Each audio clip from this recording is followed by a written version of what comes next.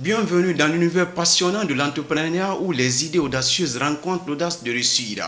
Ça se passera maintenant sur Niagasola TV car c'est votre écran, votre monde, votre télé.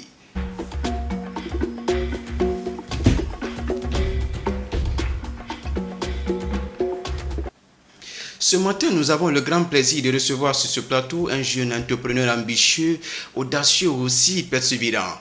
Il est PDG de Sarata Prestations Multiservices. Il se nomme tout simplement Mohamed Salih Silla. Monsieur Silla, bonjour et bienvenue dans cette émission. Bonjour monsieur. Ça fait plaisir de vous recevoir dans nos locaux. Après, finalement, le programme n'aurait pas pu avoir lieu, mais finalement, avec votre engagement et la bonne foi, la bonne volonté, vous avez pu assister à ce programme. Ouais.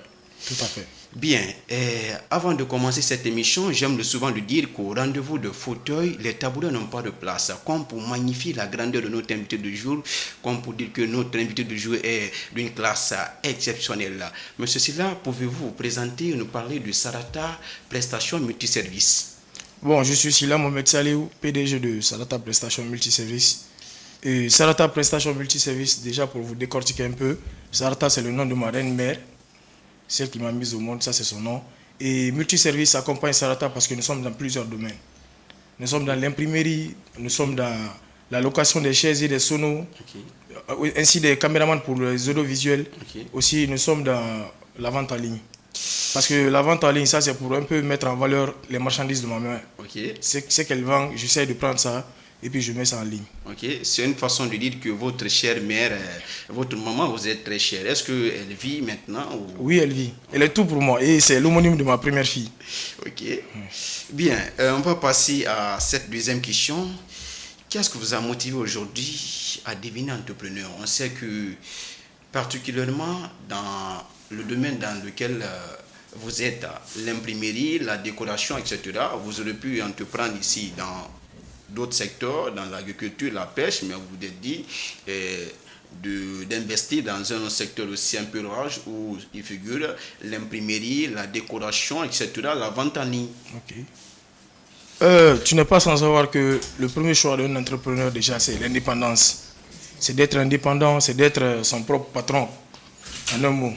Tu vois, et il y a aussi l'amour du métier. Donc c'est tout ce qui résume mes motivations maintenant pour entreprendre dans l'imprimerie et dans les autres domaines. Bien, on sait que le début de toute chose n'a jamais été facile, surtout dans le parcours entrepreneurial, ça n'a jamais été facile. Tout à fait. Dans votre parcours, quels ont été les plus grands défis? Bon, là, pour une petite histoire, moi, après l'université, j'ai fait 2 ans à la recherche d'un emploi. Il y a mes parents qui me disaient, ah bon, comme tu as fini d'étudier, essaye maintenant de chercher un emploi. Mais là, moi, ça ne me prenait pas la tête. Quand ils me disent d'aller chercher un boulot, je dis, ah, moi, je veux être mon propre patron. Moi, je ne veux pas travailler pour quelqu'un. Je veux que les gens travaillent pour moi. Tu vois? Ils disent, ok. Je dis, mais bon, si vous voulez m'aider vraiment, parce que là, ils me disaient, en ce temps-là, les jeunes ne rêvaient que partir à l'Europe. Partir à l'Occident. Tu vois? Moi, je les ai dit, l'argent que vous allez essayer de prendre pour m'amener en Europe, là, essayez de me donner ça, je vais investir ici. C'est dans ça que j'ai commencé maintenant à entreprendre. Au début, j'ai commencé avec l'imprimerie. Et ça, j'ai appris ça, les intérêts de l'imprimerie à l'aide d'un ami qui faisait aussi l'imprimerie depuis. Donc, j'ai vu les intérêts. Comment ça s'appelle déjà? Parce qu'à travers cette antenne, Sinichou des ans, lui aussi, voilà. Son nom, c'est Alama. C'est une portion de l'envoi, un grand oui. Son nom, c'est Alama, tu vois. C'était lors des indépendances de 2021-22. J'ai pris ces images, j'ai essayé de mettre ça sur ma story. Les gens ont commencé à me demander, mais bon, tes dessins là sont jolis. À combien tu fais ça? Combien tu fais ça? J'ai vu que c'était intéressant, vu qu'à chaque fois que je me connecte, je ne vois que des notifications, je ne vois que des messages pour demander le prix. Je lui ai approché, je lui ai dit, bon, à combien tu fais tes t-shirts là? Il m'a dit le prix. Je lui ai dit, ben, à combien moi je peux revendre? Si moi je veux prendre avec toi pour revendre, à combien je vais essayer de revendre? Il m'a dit aussi le prix. Je lui ai dit, ah mais... ça, c'est intéressant. Hein? Ça veut dire que si j'investis 1000 francs dans toute chose, je peux avoir 1000 francs ou plus que 1000 francs dans la chose. C'est dans ça, moi aussi, j'ai dit, ok, cette année-là, je vais essayer de continuer comme ça pour garder le clientèle. Mais l'année prochaine, il faut mettre quelque chose en place. Et au début, j'avais commencé avec 2 imprimates, 2 ordinateurs et une presse à t-shirt. Tu vois. Et dans ça, il a fallu qu'on vide une chambre dans la cour pour mettre ces machines là parce qu'on n'avait pas de local. Et il fallait faire travailler ces machines là parce qu'ils sont achetés pour ça. Tu vois. Donc c'est dans ça, j'ai fait 1 an, 2 ans. J'ai commencé à me faire connaître par les gens. Et puis il y a mes amis aussi qui me boostent un peu partout. Ils font ma publicité partout où ils vont. Ah, j'ai un ami qui fait ça, il essaie de me donner, il va le faire. Et il y a des boulots, comme j'étais nouveau dedans, si je ne sais pas le faire, j'amène forcément ce gens grand. Le client, lui, il ne voit que le résultat. Mais le travail, jamais il ne verra cela. Tu vois, donc c'est dans ça on a évolué. Jusqu'à maintenant, on a eu un local. Maintenant, nous sommes dans un local. Et les machines maintenant sont devenues nombreuses. Très bien, justement, on va parler de cela parce que c'est des milliers de téléspectateurs qui nous suivent à travers nos différents canaux digitaux, Facebook, TikTok, et YouTube. Vous allez me dire où est-ce que cette entreprise Sarata Prestation Multiservice est placée, les indications, et puis donner quelques détails à nos milliers de téléspectateurs. Sarata Prestation Multiservice est à Dixine, précisément dans le quartier Landrea, secteur 2. Bien, nous allons venir. Aujourd'hui, comment est-ce que vous arrivez à vous débrouiller? Avec combien de personnes, surtout à l'approche de tout à l'heure des référendums et l'approche de l'indépendance, et pour que les personnes puissent s'intéresser, comment est-ce que vous travaillez là-bas, le personnel aujourd'hui, comment est-ce que vous vous débrouillez, et parlez-nous un peu des contrats. Bon, de la base, tu n'es pas sans savoir que Sarata Prestation, c'est une entreprise familiale dont moi je gère. Et ça c'est dû à une confiance. Sinon, j'ai des grands frères aussi qui sont dedans. Tu vois, mais c'est moi qui est le gérant de l'entreprise. Donc, je travaille avec mes petits. Ces petits-là sont toujours avec moi. De la même famille ou... Non, pas de la même famille. Pas de la même famille. Ce sont des petits qui m'ont aimé naturellement et je les ai approchés pour ensemble évoluer ensemble. Tu vois. Donc, pendant les vacances, je reçois aussi des autres personnes qui veulent faire le métier. La formation et tout. Tu vois. Donc, c'est un peu ça. Bien, est-ce que de nos jours, comment les contrats viennent? Est-ce que vous êtes déjà en partenariat avec certaines sociétés, certaines entreprises de la place pour la confection des t-shirts ou tout ce qui concerne l'imprimerie? En tout cas, est-ce qu'il y a une entreprise ou des entreprises que vous fournissez en matière dans vos domaines? Oui, évidemment. Parce qu'au début, il fallait d'abord se faire connaître dans le domaine. Mais comment se faire connaître dans le domaine quand il y a des petits boulots, tu viens voir tes grands, tu dis, ah, grand, laisse-moi faire ça. Même si c'est un peu, mais juste te faire connaître maintenant par le personnel de l'imprimerie. Tu vois. Donc maintenant, là, on travaille avec beaucoup d'imprimeries. On travaille avec beaucoup de grandes imprimeries qui ont des gros contrats et qui ont la pression. Parce que les gros contrats viennent toujours avec la pression. Et s'ils ne peuvent pas le faire, on m'appelle. Ah, tu as tes enfants sur place? Je dis oui. Vous avez combien de machines? Je dis le nombre de machines. On nous envoie les contrats, on essaie de faire le boulot. Justement, et vous revendez les t-shirts du 2 octobre de la date. On sait que c'est la fête du pays. Et est-ce que vous pouvez appeler ici d'autres personnes ici à aller suivre la page? En tout cas, vous faites aussi la vente en ligne et à venir acheter et à suivre Sarata Prestation Multiservice. Bon. Comme vous le savez déjà, le 2 octobre, c'est une fête nationale. Donc, nous revendons les t-shirts, nous revendons les casquettes, les pulls, les chemises, juste pour vous mettre à l'aise. Donc, n'hésitez pas de nous contacter sur notre page Facebook, Sarata Prestation Multiservice. Les contacts sont déjà listés. Essayez de nous contacter et puis vous serez servi. Bien. Monsieur Silla, si je vous demandais qu'est-ce qui rend unique aujourd'hui votre entreprise des autres? Ce qui rend unique notre entreprise des autres, c'est que nous, on a le personnel, on a la main-d'œuvre qualifiée. Quand on a un boulot, on dit toujours l'heure exacte au client, avec une marge de 1 heure ou 2 heures. Mais l'heure qu'on dira au client sera respectée. Tu vois. Et malgré c'est une PME, mais on a plus de 20 employés qui travaillent en notre sein. Cela est vraiment une satisfaction. Et j'aimerais vous demander justement, parce que nous allons tendre presque vers cette émission, si on vous demandait c'est quoi le secret de l'entrepreneuriat, qu'est-ce que vous pourriez nous dire? Bon, en parlant de secret, moi je résume ça en 3 facteurs.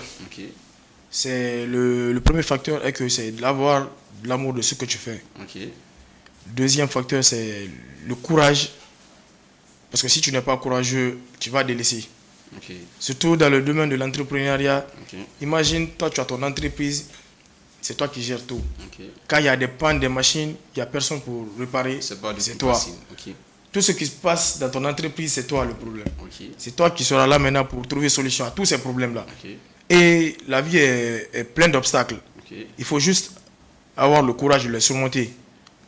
C'est Bien. pourquoi je te dis courage. Et le troisième facteur maintenant, c'est la persévérance. Ok. Il faut tomber 1000 fois et te relever encore 1000 fois. Ouais, c'est Tant la que force- l'objectif c'est n'est la pas, force de l'entrepreneuriat. voilà. Tant que l'objectif Savoir. n'est pas atteint, Ok. il ne faut jamais délaisser. Ok. Donc c'est tout ce que j'ai à dire aux Voilà. autres qui veulent entreprendre aussi.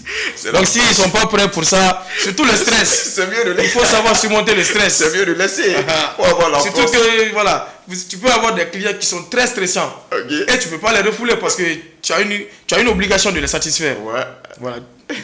Bien, quels sont les projets et ambitions de Sarata Prestations Multiservices? On sait que toute entreprise a besoin de grandir, a besoin d'évoluer. En tant que jeune entrepreneur, vous avez besoin aujourd'hui de progresser. Donc, quelles sont vos ambitions et vos projets à venir pour Sarata Prestations Multiservices?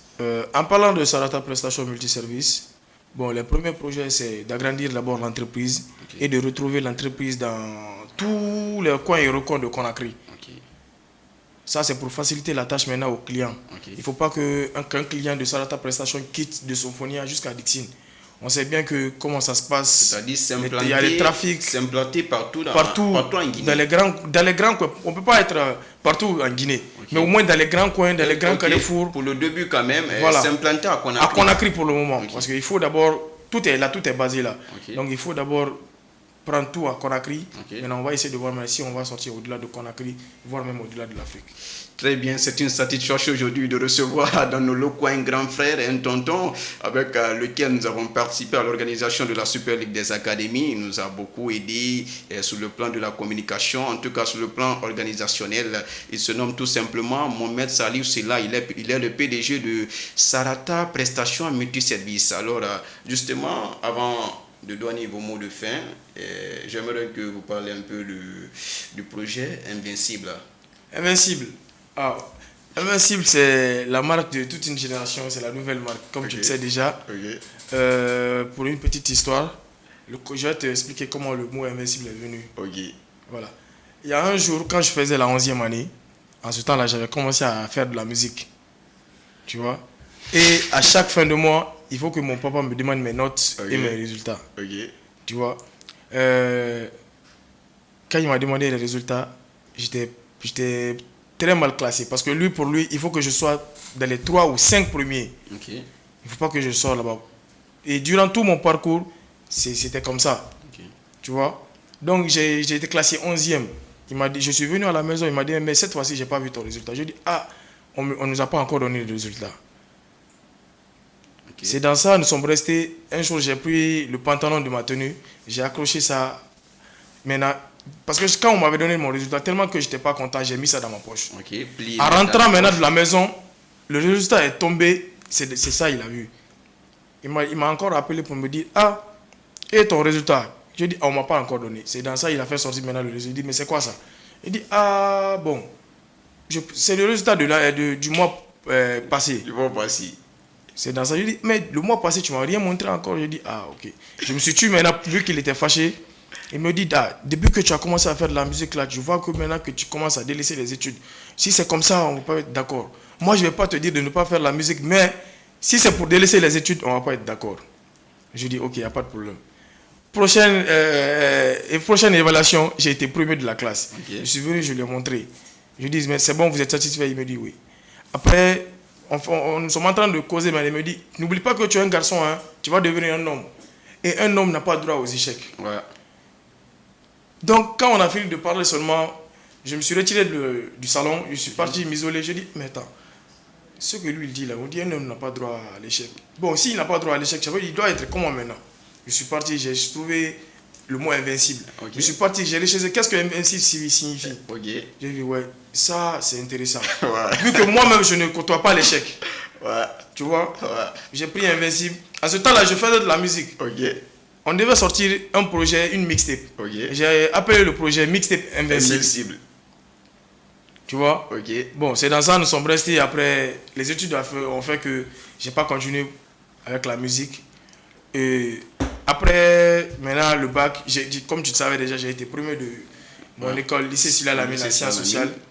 J'ai étudié aussi dans le même lycée. Voilà, et j'ai été lauréat, j'ai été 18e de la République en 2017. Bac 2017 session. Tu vois. Et bon, comme tu sais déjà comment ça se passe en Guinée, si tu n'as pas de bras long, tu vas toujours rester au pays. Toujours. Donc il ne faut pas rester ici à compter sur quelqu'un pour t'aider. Toi-même, lève-toi, tu essaies de faire ce que toi tu peux. Ou même tu essaies de te surpasser. Et c'est ce que tu ne peux pas. C'est ça. Tu vois. C'est dans ça que je suis resté. J'ai commencé maintenant. Comme j'ai commencé avec l'imprimerie, je me suis dit, mais bon, avec l'imprimerie, là, je pense que les dépenses seront moins. Tu vois? Je pense que les dépenses seront moins en créant une marque. J'ai commencé à faire sortir mes t-shirts vierges, je mets marque, je brand invincible. Partout où je pars, c'est invincible. Partout où je pars, c'est invincible. Il y a d'autres même qui ne m'appellent pas par mon nom, ils m'appellent Invincible Boss.